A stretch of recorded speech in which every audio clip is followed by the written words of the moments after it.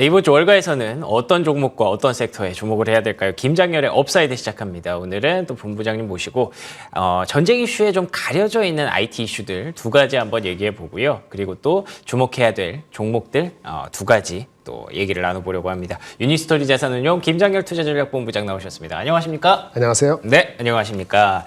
아무래도 또 본부장님이 나오셔서 또 IT 쪽의 이슈들이 여러 가지가 또 쏟아져 나오고 있습니다.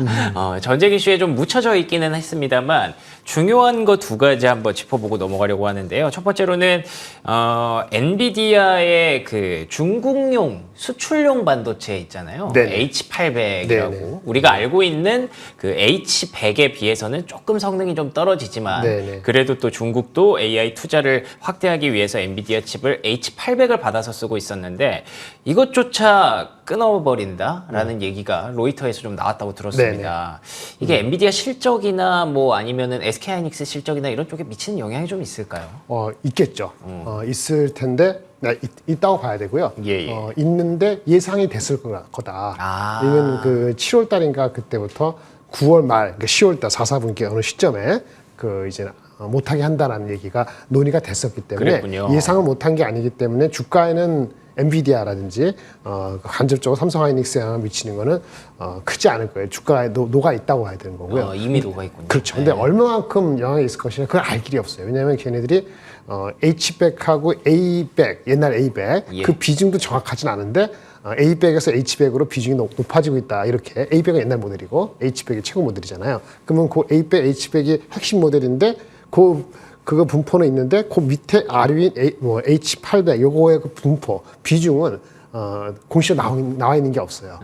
그래서 정확히 임팩트가 얼마인지 모르지만 H800이 H100 전체에 포함한 거에 대다수다 이렇게 얘기는 안 할 거 아닙니까? 예. 그러니까 그 정도는 아니겠죠. 근데 중국의 임팩트가 얼마일 것인가는 글쎄요. 이젠 굳이 얘기하면 그 전체 비중 차지하는 비중이 한 5분의 1이 되려나 안 되려나 이 정도니까. 그런데 예상이 됐다는 거니까 주가적으로는 조금 더 영향이 있다 하더라도 크진 않을 것 같다. 이런 생각이 들고요.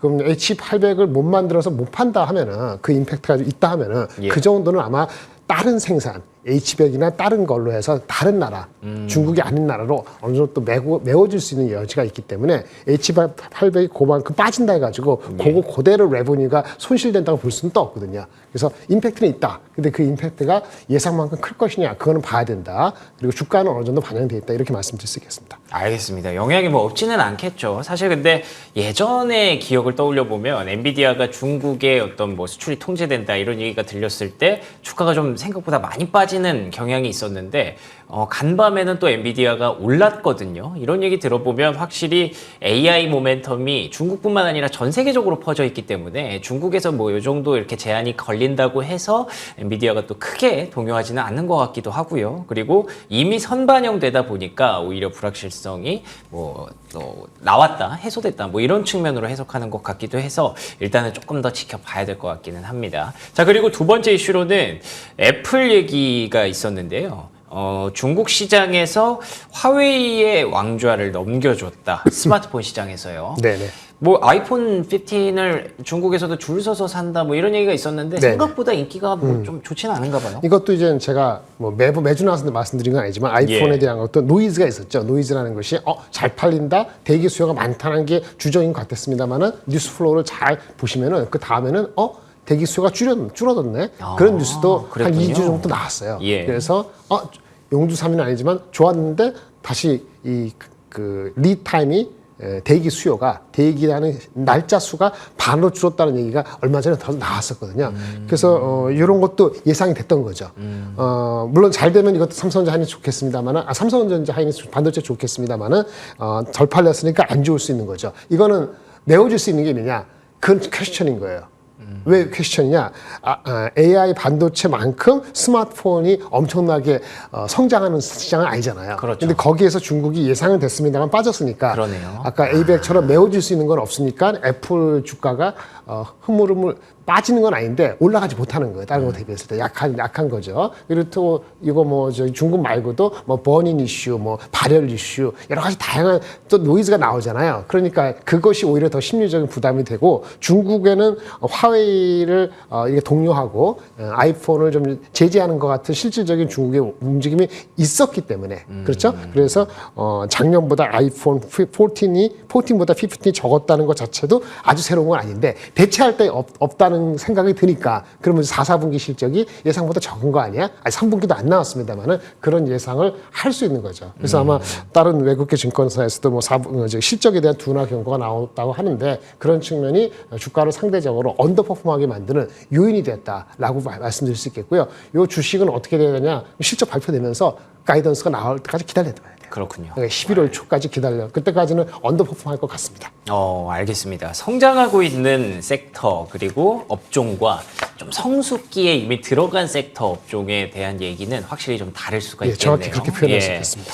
AI 쪽에서는 중국이 조금 빠져도 뭐 괜찮을 것 같다라고 볼 수도 있지만 이 스마트폰 쪽에서는 중국이 조금 빠져버리면 이게 좀 타격이 또 있을 수 있는 그런 성격의 차이를 여러분들이 좀 이해하시고 넘어가면 좋을 것 같습니다. 어쨌든 실적 발표까지는 좀 기다려 봐야 될 것 같네요. 자, 그리고 앞에서 예고해드린 대로 그래서 IT도 좋지만 또 주목해야 될 종목들 실적 시즌이고 하니까 여러 가지 이슈가 있는 종목들 한번 살펴보려고 하는데 첫 번째로는 서던 코퍼라고 들었습니다.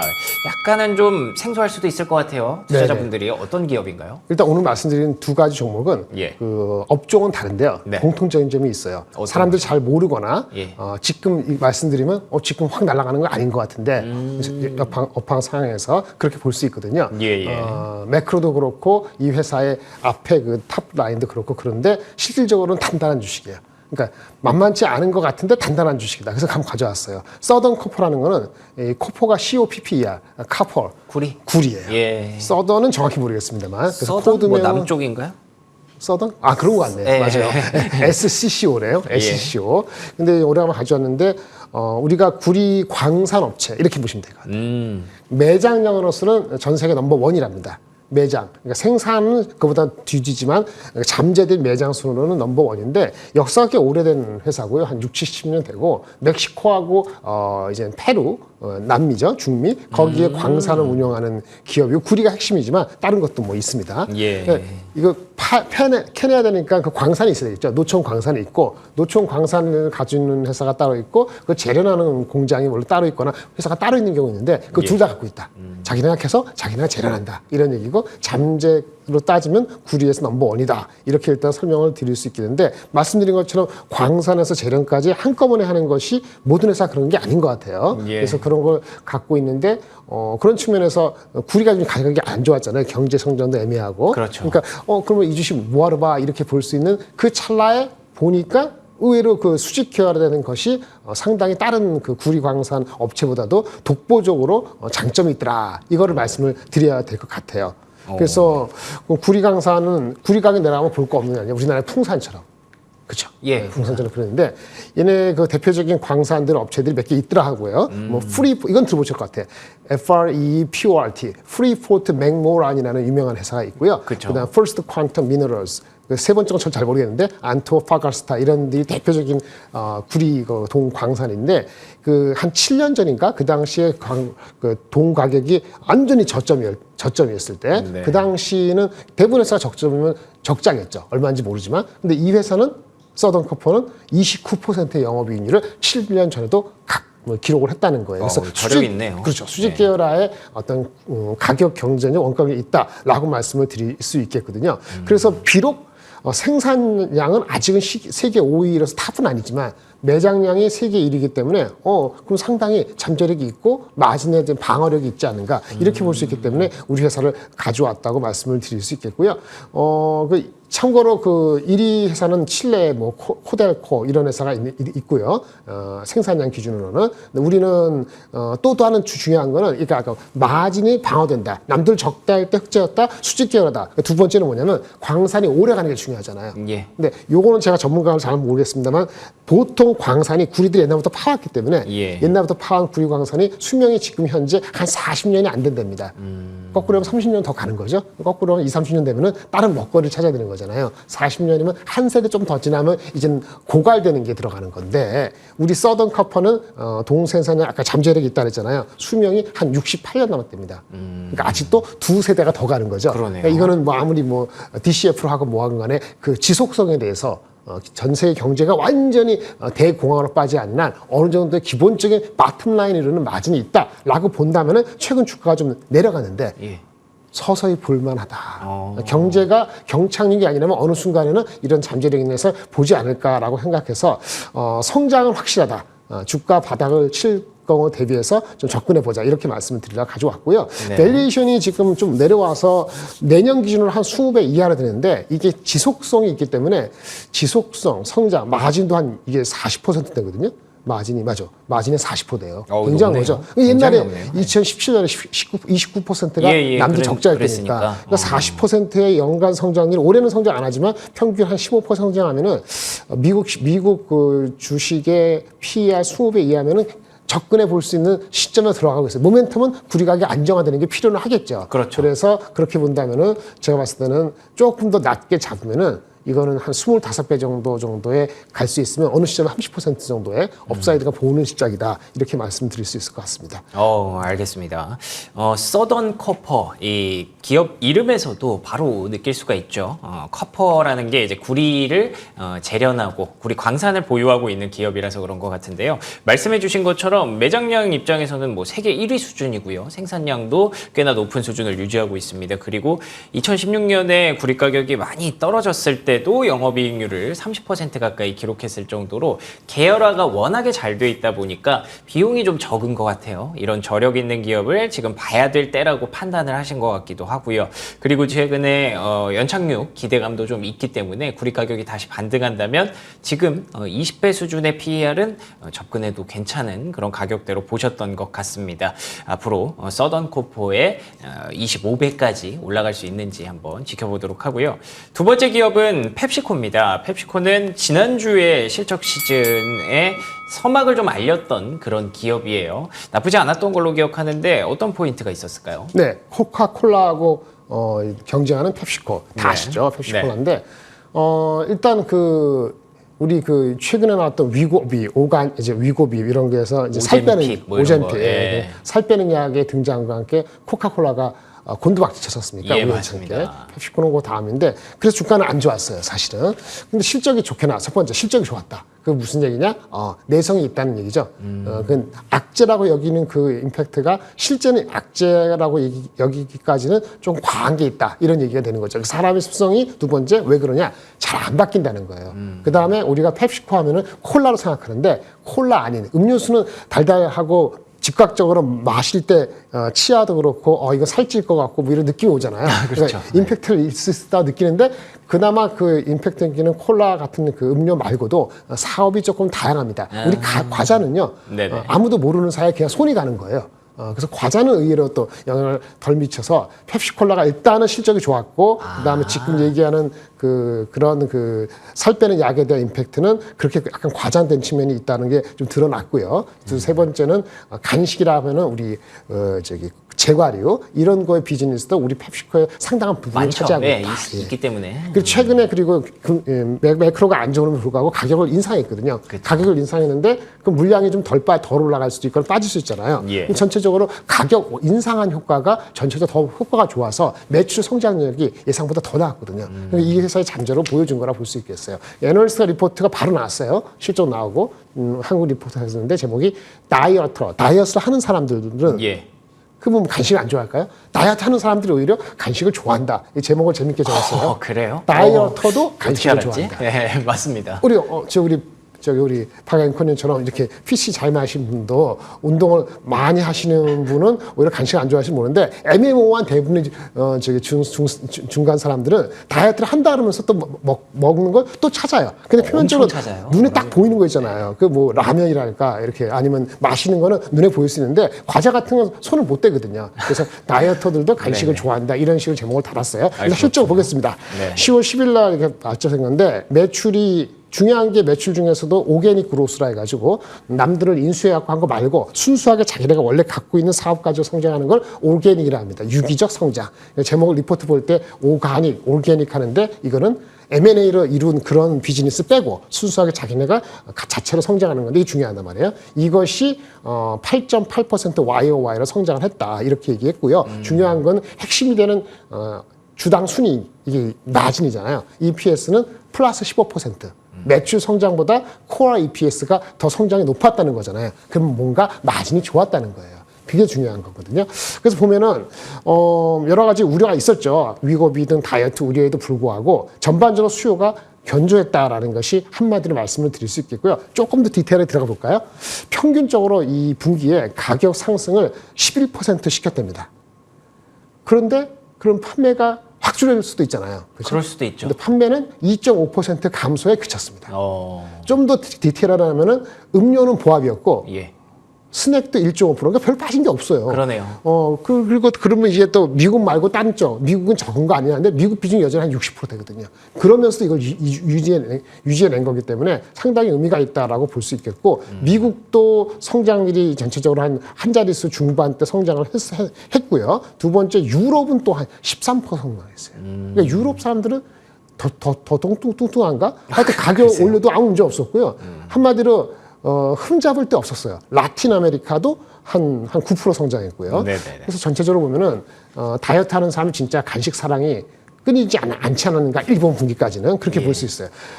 그분들이 이번 분기 그런 분이 11월 12월 간다 해가지고 갑자기 그 위고비하고 뭐 오젬픽 때문에 그걸 먹느냐고 이걸 안 산다? 그건 좀 과하게 된 것 같다. 주가는 그걸 미리 반영하거나 많이 반영했다라고 볼 수밖에 없고요. 매출 비중을 잠깐 말씀드린 말이죠. 네네. 그래프를 한번 보여드리면 그림에서 한번 보여드리면요. 우리가 그 북미 지역의 스낵이 25%, 북미 지역의 음료가 31%. 뭐 이런 식으로 되어 있어요. 유럽도 16%, 라틴 아메리카도 13%. 그러니까 뭐냐면 골고루 다 있기 때문에 어느 한 분야가 무너진다 해가지고 무너지지도 않지만 어느 한 분야가 무너진다 하도 전체가 무너지지 않지만은 어느 한 분야가 무너지기에도 애매한 것이 전체적인 분위기는 다 똑같기 때문에 전체적으로 우리의 그 마진이 영향을 받을 가능성은 제가 보기에는 과하게 우려하지 않았는가 생각이 좀 들거든요. 지금부터라도 접근할 수 있다. 제가 보기에는 이런 주식은 남들 잘 안 볼 때 들어갈 수 있다고 보여지거든요. 그래서 우리 이런 그 음식 음료는요, 퍼센트를 본다면은 한 5%를 기준 잡으면 돼요. 5% 플러스 성장하면은 일단 평균 과거 밸류에이션보다 적지 않게 받는다. 근데 5% 이하면은 뭔가 성장이 둔화되는 거거든요. 예. 그래서 가격을 높이거나 신제품을 많이 해서 Q를 올리거나 신제품을 아니면 가격을 10% 이상 높이거나 두 가지 모험을 걸어요. 두 컴비네이션이 한짝으로 트레이드오프 되잖아요. 평균적으로 한 7, 8% 성장을 하면은 잘한다고 보는 거란 말이에요. 그렇군요. 근데 우리가 9%, 10% 이렇게 성장하는 거니까 잘 나온 거기 때문에 잘한 거네요. 평균 PER보다 낮은 이유는 매크로 컨선 말고 없다라고 볼 수 있는 거죠. 한번 보시면 그림 5하고 6을 보시면 그런 와중에서 마진율이요. 좀 놀라지 마십시오. 그래도 매출 총이익률이 50% 넘고요. 이 회사가 우리는 음식료잖아요. 예. 마진율이 거의 18% 정도 돼요. 오, 상당하네요. 지금 지난 3년간 꾸준했단 말이에요. 예. 이게 굉장한 거죠. 그런데 PER 배수를 보면 말이죠. 이게 코로나 때 좀 많이 올라갔었어요. PER 배수가 한 25배까지 가다가 네. 쭉쭉 빠져 지금 20배 이하로 내려가려고 하고서 우리 코로나 이전에 18년도하고 비슷하게 내려갔기 때문에 주가는 중간에서 베리언스가 2단계 낮아졌기 때문에 접근해 볼 수 있는 주가로 왔다라고 생각이 들고요. 주가 많이 빠지니까 뭐가 어떻게 되죠? 배당이 성향이 그대로면 배당 수익률이 높아지겠죠. 수익률이 높아지죠. 예, 예. 배당 수익률은 올라가서 이제 3%대를 올라가서 평균 3%를 넘어서 3.3%를 가고 있거든요. 괜찮네요. 네, 만약에 좀 더 빠지거나 좀 더 빠지지 않더라도 장기적으로 볼 수 있는 시계열이 좀 긴 투자가들은 아까 서든 코퍼하고는 다른 성향이지만 남들 잘 안 볼 때 많이 빠졌다고 생각했을 때 접근해 볼 수 있는 주식이다. 물론 애플도 중요하고 엔비디아 다 중요합니다만은 매크로라든지 전쟁 이런 상황을 봤을 때 우려를 본다면은 편향하지 말고 예. 조금 더 골고루 가져갈 필요가 있다. 이렇게 보여집니다. 알겠습니다. 뭐 여러분이 아직 그 한국에 계신 분들은 실감이 그렇게 많이 안 나겠지만 저도 마찬가지긴 합니다만 미국을 중심으로 그 비만 약에 대한 열풍 때문에 다이어터들이 정말 많아졌다고 합니다. 그래서 이 펩시코 같은 기업들이 아마 뭐 콜라는 다이어트의 최대 적이니까요. 예, 그래서 좀 안 팔릴 것이다라는 우려가 있었는데 글쎄요, 의외로 정말 잘 팔렸네요. 다이어터가 많아진 건지 아니면 그냥 입으로만 다이어트 하시는 분들이 많아진 건지 좀 지켜봐야 되겠습니다만, 어찌됐든 지금 현재 20배 밑으로 내려오고 있는 밸류에이션은 펩시코에게 기회가 될 수도 있을 것 같습니다. 아무래도 오늘은 좀 안정적인 기업들 조금 살펴보셨던 것 네, 같아요. 네, 그렇습니다. 매크로 변수도 좀 있고 전쟁 리스크도 있기 때문에 일단 지금은 계좌 방어가 우선이라는 그런 관점에서 출발했던 것 같고요. 다음 주에는 좀 시장이 좀 개선이 돼서 네. 또 다른 재미있는 종목들 많이 들고 오시기를 기대하면서 여기서 마무리 지어보도록 하겠습니다. 지금까지 윤리스토리 자산운용 김장열 투자전략본부장과 얘기 나눠봤습니다. 오늘도 좋은 말씀 고맙습니다. 감사합니다.